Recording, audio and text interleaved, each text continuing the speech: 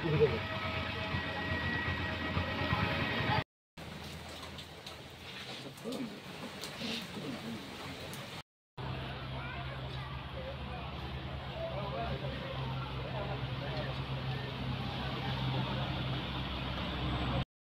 বৰক্ষেত্ৰীৰ বাবে সঁচাকৈ এটা দুখৰ দিন, কাৰণ আজি যোৱাকালি আমাৰ সকলোৰে শ্ৰদ্ধাৰ বৰক্ষেত্ৰী সমাজ জীৱনৰ অভিভাৱক শ্বেখ মোবাৰক হুছেইন ছাৰক আমি হেৰুৱালোঁ।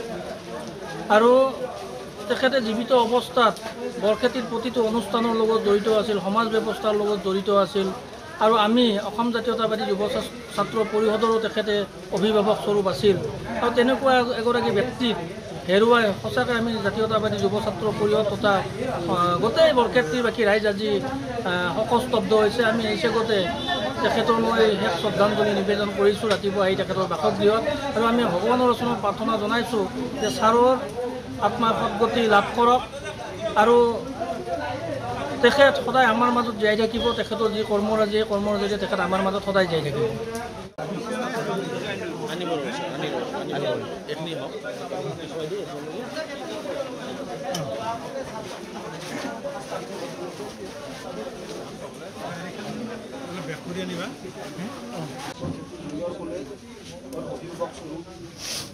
তেখেতে ইয়াৰ জন্মলগ্ন পৰাই ইয়াত আছে। ইয়াৰ লগত যিসকল আৰু ইতিমধ্যে বহুখিনি বৃদ্ধি হৈছে আৰু ইয়াৰ পাছত বহুখিনি কাৰ্যসূচী আছে। শ্ৰদ্ধাৰ শ্বেখ মোবাৰক হুছেইন ছাৰ বৰক্ষেত্ৰীৰ অভিভাৱক আছে। তেখেতে নিজৰ জীৱনৰ সৰ্বোচ্চ ত্যাগ কৰি বৰক্ষেত্ৰীত জ্ঞানৰ পোহৰ বিলাইছিল। তেখেতে প্ৰায় 20খনমান অনুষ্ঠানৰ প্ৰতিষ্ঠাপক আছিল আৰু তাৰ অন্যতম বৰক্ষেত্ৰী মহাবিদ্যালয়, বৰক্ষেত্ৰী কনিষ্ঠ মহাবিদ্যালয়, আদিতে বৰক্ষেত্ৰী কনিষ্ঠ মহাবিদ্যালয়, বৰক্ষেত্ৰী মহাবিদ্যালয় এখনেই অনুষ্ঠান আছিল। 2001 চনত বিভাগীয় নিৰ্দেশনাৰ ভিত্তিত আমি দুটা পৰিয়াল হৈ থাকিলোঁ।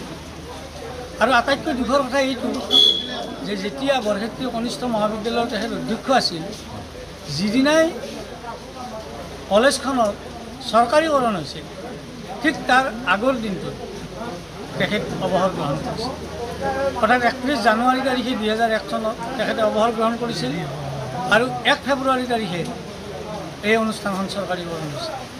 গতিকে তেখেতে কোনো ধৰণৰ আফচোচ কৰা নাছিল আৰু তেখেতে যে ইয়াৰ বেনিফিট পোৱা নাছিল তাৰ কোনো ধৰণৰ চিনচাপ, দুখৰ চিনচাপ তেখেতৰ মুখত নাছিল। আজি অকল বৰক্ষেত্ৰী কনিষ্ঠ মহাবিদ্যালয়, বৰক্ষেত্ৰী মহাবিদ্যালয় নহয়, বৰক্ষেত্ৰীৰ শিক্ষা জগতত এক অপূৰণীয় ক্ষতি, যি ক্ষতি আমি কোনোদিনে পূৰণ কৰিব নোৱাৰোঁ। তাৰোপৰি সমাজ জীৱনত বৰক্ষেত্ৰীক একতাৰ দলেৰে বান্ধি ৰখাৰ দণ্ডায়মান ব্যক্তি যিজন আছিল সেইজনে আছিল শ্বেখ মোবাৰক হুছেইন ছাৰ। আজি আমি তেখেতৰ পৰলোকত যথেষ্ট শোকাকুল আৰু আল্লাহৰ ওচৰত দোৱা কৰিছোঁ যে তেখেতৰ আত্মাই চিৰশান্তিত বেহেস্তত থাকিব, এয়া আমাৰ আশা। খুব চুটিকৈ সময়ৰ অভাৱৰ কাৰণে অনুষ্ঠানটো কৰিছোঁ। ইতিমধ্যে তেখেতে আজিৰ তাৰিখলৈকে কৰ্মৰত ব্ৰহ্মপুত্ৰ একাডেমীত এই অনুষ্ঠান হৈছে। বৰক্ষেত্ৰী কনিষ্ঠ মহাবিদ্যালয়ৰ প্ৰতিষ্ঠাপক আছিল, তাত হৈছে। বৰক্ষেত্ৰী মহাবিদ্যালয়ত আজিলৈকে তেখেত জড়িত বিভিন্ন কাম কাজত ইয়াৰ প্ৰতিষ্ঠাপক অধ্যক্ষ ইয়াত হৈছে। ইয়াৰ পিছত তেখেতে মাদ্ৰাছালৈ যাব, তাৰ সভাপতি আছিল। তাৰপিছত তেখেতে ৰঘুনাথ চৌধুৰী হায়াৰ ছেকেণ্ডেৰীত যাব, তাৰ চাকৰি বাদ দি, চৰকাৰী চাকৰি বাদ দিয়ে তেখেতে কলেজ প্ৰতিষ্ঠা কৰিছিল। আগতে তেওঁ তাতে কৰিছিল।